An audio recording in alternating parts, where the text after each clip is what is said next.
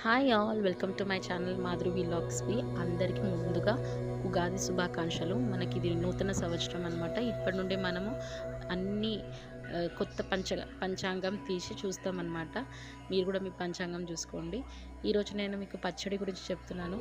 మన పచ్చడిలో చేదు, తీపి, ఉప్పు, కారాలు అవన్నీ కలిస్తేనే మనకు పచ్చడి ఏ విధంగా రుచి అవుతుందో, మన జీవితంలో కూడా కష్టం, సుఖం, బాధ అన్నీ కలిస్తేనే మన జీవితానికి అర్థం ఉంటుంది.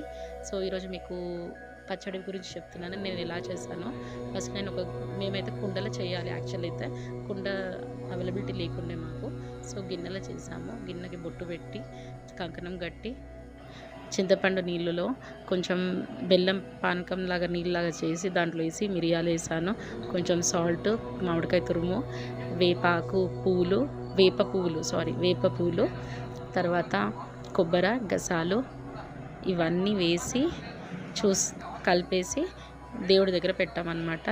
ఇలా అందరికి ఇస్తాము. మీరు కూడా ఏ విధంగా చేస్తారో నాకు చెప్పండి. చూస్తున్నారు కదా, ఈ విధంగా చేసాము. కుండలో చేయాలి.